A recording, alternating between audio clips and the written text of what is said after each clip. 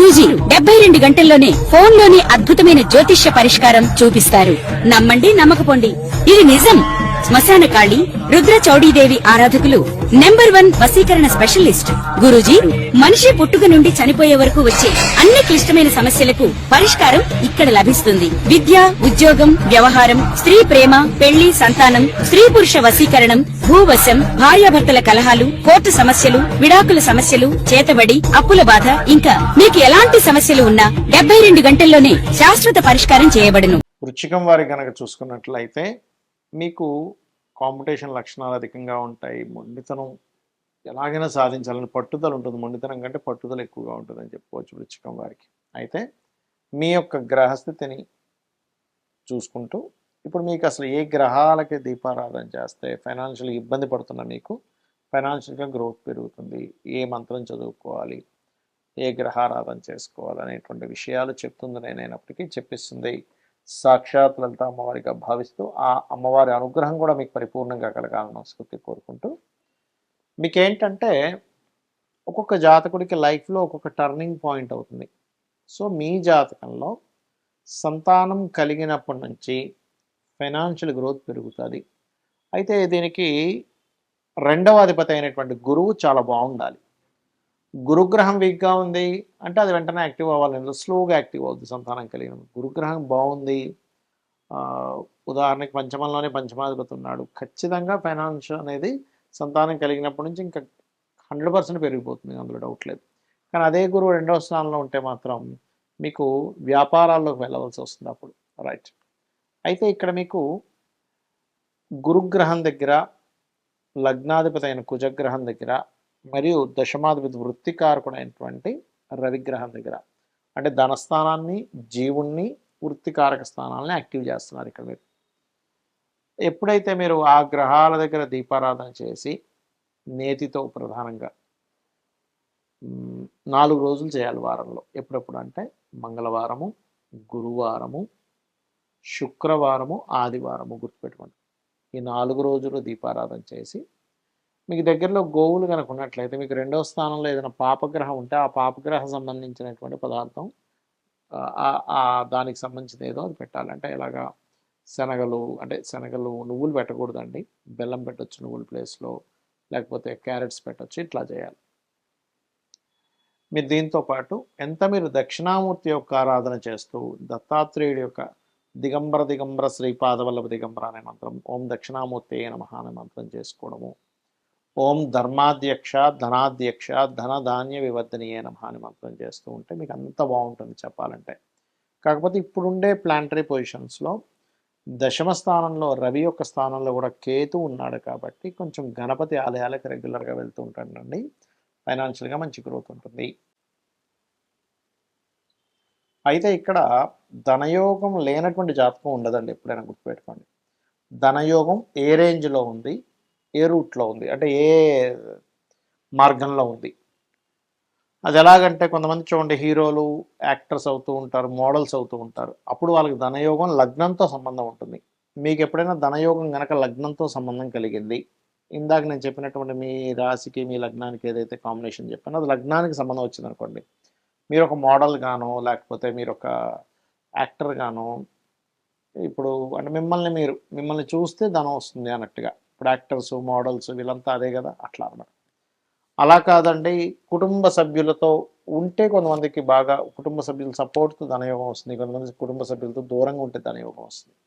అది ఎలాగా అంటే ధనకారకుడు మెయిన్గా సెకండ్ హౌస్లో ఎక్కువ కనెక్టివిటీ ఉంటాడు. అలాగే సెకండ్ హౌస్లో ధనాధిపతి కనుక ఉన్నట్లయితే పర్టికులర్గా వాళ్ళు వృత్తి, అంటే ఏదైతే వాళ్ళు జాబ్ చేస్తారో ఆ జాబ్ మూలంగా వస్తుంది కానీ వ్యాపారం మూలంగా రాదు అక్కడ. ఇది ప్రధానంగా గుర్తుపెట్టుకోవాలి. అంటే మీ యొక్క జన్మజాతకంలో వ్యాపార మూలం కూడా వస్తుంది, రాదని చెప్పట్లేదు. కాబట్టి బుధుడు స్ట్రాంగ్గా ఉండాలి. మెర్కురీ స్ట్రాంగ్గా ఉంటేనేమో వ్యాపారంలోకి వెళ్ళాలి. ఓకే, మెర్కురీ స్ట్రాంగ్గా లేకపోతే ఒకవేళ వ్యాపారంలోకి వెళ్ళినా సర్వీస్ ఓరియంటెడ్ రిలేటెడ్ సంబంధించిన వ్యాపారాలు చేస్తే మంచిది, గుర్తుపెట్టుకోండి. బట్ సెకండ్ లార్డ్ సెకండ్ హౌస్లో ఉంటే కనుక వ్యాపార యోగాలు కూడా ఇస్తాడు, కానీ బుధుడిని చూసుకోవాలని చెప్తున్నాను నేను మీకు. ఇక అదే మీడియేటింగ్ ద్వారా డబ్బులు వస్తాయి చూడండి. కొంతమందికి రియల్ ఎస్టేట్లో ఎవరిదో ప్లాట్ ఉంటుంది, ఇంకొరెవరో కొనుక్కుంటుంటారు, మీడియేటింగ్గా మీరు వాళ్ళిద్దరికీ ఒక సర్వీస్ ఇస్తారు. అలా మీకు రావాలన్నా, లేకపోతే ఏదైనా ఒక ప్రోడక్ట్ ఇప్పుడు చూడండి మనకి జొమాటో లేకపోతే ఇట్లాంటివన్నీ ఉన్నాయి కొన్ని కొన్ని. అవి ప్రోడక్ట్ వాళ్ళది కాదు. ప్రోడక్ట్ ఒకళ్ళు అమ్ముతారు. ఇంకొకళ్ళు ఇంకొకరికి అవసరం ఉంటుంది. వీళ్ళ మధ్యలో ఉండి వాళ్ళు ఒక యాప్ క్రియేట్ చేసి చేస్తుంటారు. అలాంటప్పుడు ఏంటంటే థర్డ్ లార్డ్ ఇస్తున్నాడని అర్థం చేసుకోవాలి. అంటే థర్డ్ హౌస్ గనక మీకు ధనయోగంలో కనెక్ట్ అయితే అప్పుడు మీరు ఓకే నేను ఆన్లైన్లో మీడియేటింగ్గా ఏదైనా చేయాలి. అంతేగాని అలా ఆన్లైన్ అన్నాను కదా అని వెళ్ళిపోయి మీరు ఆన్లైన్లో ఈ పేకాటలు ఇవి ఆడటం కాదు.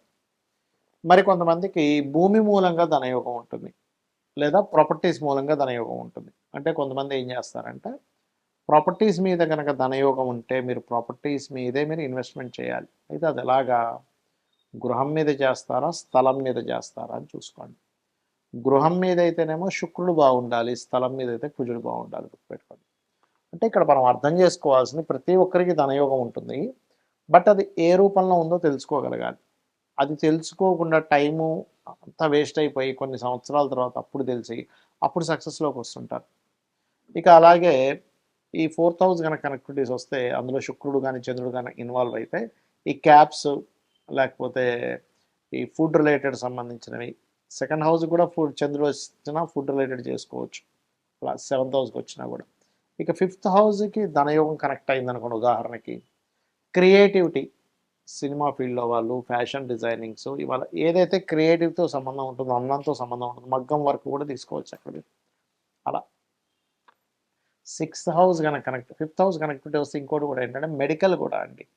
అంటే మీకు కనుక ధనయోగం పంచమ స్థానంతో సంబంధం కలిగి ఉంటే మీరు ఆరోగ్య సంబంధించిన వాటిలోకి వెళ్ళడం ద్వారా, అందులో పర్టికులర్గా రవి సంబంధం వస్తే కనుక ఆరోగ్యం ద్వారానే మీకు డబ్బులు వస్తాయి. అంటే మీరు ఆరోగ్యంగా ఉండడం వల్ల కాదు మెడికల్ షాపులు, హాస్పిటల్స్, జిమ్స్ ఇట్లా తీసుకోవాలి. ఇక 6th హౌస్ కనెక్టివిటీ కనుక ధనయోగానికి వస్తే చిట్ ఫండ్స్ నడుపుతూ ఉంటారు. కొంతమంది చూడండి ఎంతోమంది చిట్ ఫండ్స్ నడిపి లాస్ అయిపోతే కొంతమంది చిట్ ఫండ్స్లోనే కోట్లు సంపాదిస్తారు. దానికి కారణం ఏంటంటే 6వ స్థానాధిపతి ధన సంబంధం వచ్చిందని అర్థం. ఇంకోటి పంచమ స్థానాధిపతి ధన సంబంధం వస్తే వాళ్ళకి సంతానం కలిగినప్పటి నుంచి ఫైనాన్షియల్గా బాగుంటుంది. 6వ స్థానాధిపతి ధన సంబంధం వస్తేనేమో వాళ్ళు అప్పు తీసుకొని కోటీశ్వర్లే మళ్ళీ అప్పులు కూడా తీర్చేయగలుగుతారు. అదే అప్పు స్థానం కారకుడు పాడైతే కనుక అప్పులు పాలవుతారు ఎక్కువగా, అది గుర్తుపెట్టుకోండి. అలాగే 7వ స్థానం ధన సంబంధం వస్తే ఇక్కడ ఏంటంటే సోషల్ మీడియాస్ ద్వారా లేకపోతే జీవిత భాగస్వామి వాళ్ళ లైఫ్లోకి ఎంటర్ అయినప్పటి నుంచి వాళ్ళకి ఫైనాన్షియల్ గ్రోత్ చాలా బాగుంటుంది, గుర్తుపెట్టుకోండి.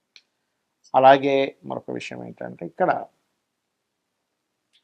మీరు అష్టమ స్థానం ధనయోగం వస్తుంటుంది ఒక్కోసారి. అది ఎట్లాగండి అంటే అన్స్టస్ ప్రాపర్టీస్, అంటే తాతగారు ఆస్తి మూలంగా దాన్ని డెవలప్ చేసుకోవడం ద్వారా, లేకపోతే రీసెర్చెస్ మూలంగా, ఏదైనా పిహెచ్డీ చేయడం ద్వారా. కొంతమంది అడుగుతుంటారు ఏమంటే నేను పిహెచ్డీ చేస్తే నాకు ఉపయోగం ఉంటుందా అని అడుగుతూ ఉంటారు. అలా ఏంటంటే వాళ్ళకి ధనయోగం కనుక అష్టమ స్థానం రీసెర్చ్తో సంబంధం ఉంటే పిహెచ్డీ చేయడం ద్వారా వాళ్ళు ఇంకా గ్రో అవుతారు ఫైనాన్షియల్గా. ఇక 9వ స్థానానికి కనుక ధనయోగం సంబంధం ఉంటే వాళ్ళు స్కూల్స్, కాలేజెస్, టీచింగ్ లైన్స్లోకి వెళ్ళడం మంచిది. దశమానికి కనుక ధనయోగం వస్తే జాబ్సే, ఇంకా అందులో డౌట్ లేదు. లాభానికి కనుక ధనయోగం వస్తే అది ఏ గ్రహం ద్వారా వచ్చిందో తెలుసుకోగలగాల, ఆ రకంగా వ్యాపారాలు చేసుకోవచ్చు.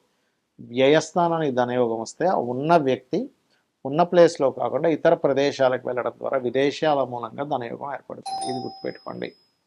ఇక ఈ ధనయోగం ఫస్ట్ అసలు ఏ ఇయర్లో ఉందో చెక్ చేసుకోవాలి. అంటే ఎలాగా, మహాదశలు అంతర్దశలు ఏ సంవత్సరం నుంచి ఏ సంవత్సరం లోపల మీకు కనెక్ట్ అవుతున్నాయి. ఎర్లీ ఏజ్లో ఉందా, కొంచెం మిడిల్ ఏజ్లో ఉందా, లేట్ ఏజ్లో ఉందా ధనయోగం అనేటువంటిది, పాపకత్తెరలో ఉందా, శుభకత్తెరలో ఉందా, దానికి మహాదశ అంతర్దశలతో పాటు గోచారం ఎంతవరకు సపోర్ట్ చేస్తుంది, ఇవి ప్రధానంగా తెలుసుకోవాలి. ఇవి తెలుసుకోకుండా అయ్యో నాకు రావట్లేదని, లేదా అతనికి అసలు ఏ వ్యాపారం ఏ రూట్లో ఉందో తెలియక ఇబ్బంది పడుతుంటారు. కాబట్టి ఇది పాపకత్తెరలో ఉంటే పాపగ్రహాలకు దానం ఇస్తూ ఉండాలి. ఓం సంపత్కరీ సమారూఢ సింధుర వ్రజ సేవితాయ నమః, ఓం ధర్మాధ్యక్ష ధనాధ్యక్ష ధనధాన్య వివర్ధనీయ నమః చేసుకుంటే అన్ని విధాలా బాగుంటుంది.